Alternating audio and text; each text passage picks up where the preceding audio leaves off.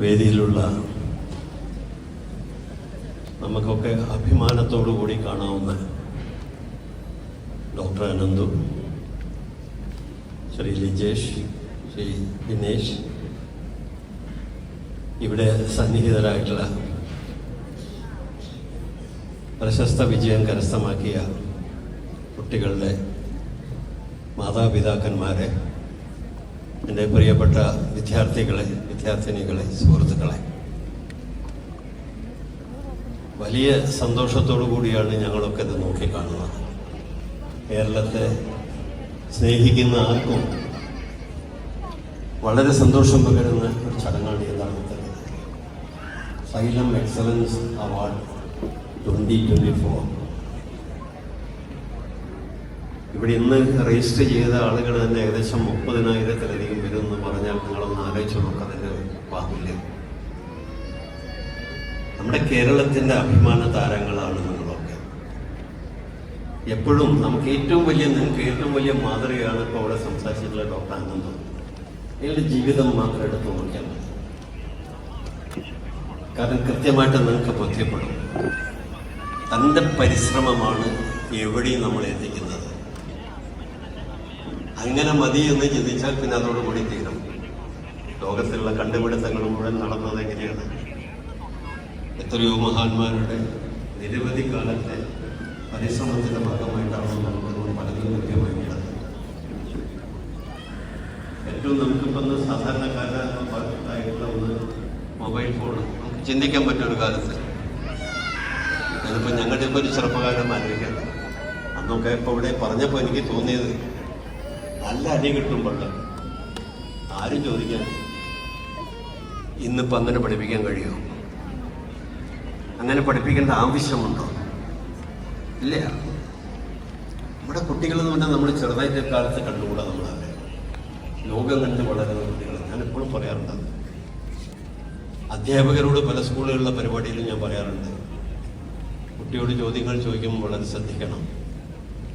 കാരണം അവൻ ചില ചോദ്യങ്ങൾ ചോദിച്ചാൽ നിങ്ങൾക്ക് ചിലപ്പോൾ ഉത്തരം പറയാൻ കഴിയില്ല. എല്ലാം കണ്ടു വളരുന്നേ.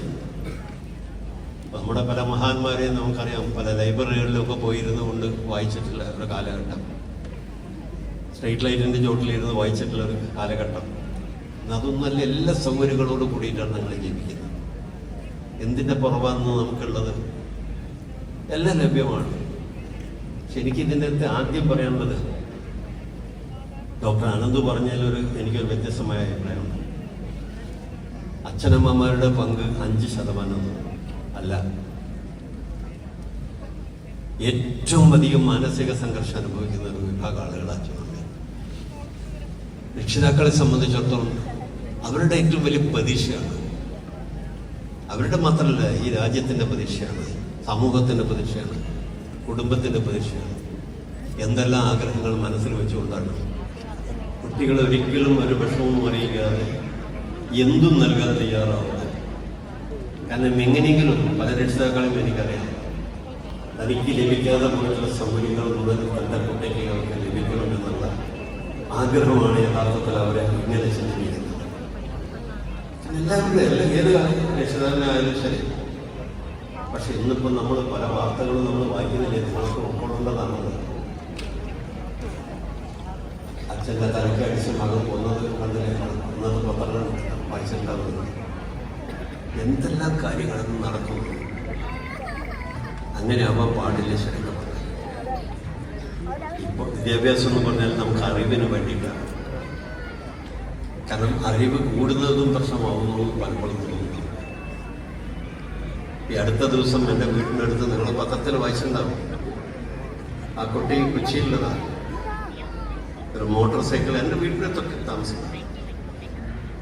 ഓടിച്ചു പോയിട്ട് ഒരു വീട്ടിൽ കയറിയിട്ട് ആ വീട്ടിൻ്റെ സൺഷെയ്ഡുകളൊക്കെ തകർത്തുകൊണ്ടിട്ട് പോയി വീട്ടിൽ പിടിച്ചു. മോട്ടോർ സൈക്കിൾ ആ വീടെന്ന് പറഞ്ഞാൽ നിങ്ങളുടെ ഇവിടുന്ന് ആ ഡോറിൻ്റെ അത്ര ദൂരത്തിൽ ചെന്നിട്ട് ആ വീട്ടിൻ്റെ അകത്തേക്ക് എന്താ കാണിക്കുന്നത്? മയക്കുമരുന്നുകളുടെ ഉപയോഗം നമ്മൾ വളരെയധികം, നമുക്ക് ഒരുപാട് ഇനി വളരാനുണ്ട്. ഡോക്ടർ അനന്തു അവിടെ ഈ കാര്യം സൂചിപ്പിച്ചു. ഇവിടെ നിൽക്കുന്നില്ല. പക്ഷെ എന്ത് ചെയ്യുമ്പോഴും അതിൽ ഏറ്റവും മുൻപന്തിയിലെത്താനുള്ള പരിശ്രമമാണ്. ഏറ്റവും വലിയ മത്സരം നേരിടുന്ന മേഖലയാണ് വിദ്യാഭ്യാസം. വിദ്യാഭ്യാസം മാത്രമല്ല, എന്തിനൊപ്പം മത്സരമില്ലാത്തത്? നമ്മുടെ രാജ്യത്തെ ജനസംഖ്യ 145 കോടിയാണ്. നമ്മൾ മറക്കരുത്. ലോകത്തിലെ ഇന്നിപ്പം ഏറ്റവും കൂടിയ ജനസംഖ്യയുള്ള രാജ്യമായിട്ട് നമ്മൾ ഉയർന്നു വന്നിരിക്കുക. അവിടെയാണ് നമ്മളെ മത്സരം.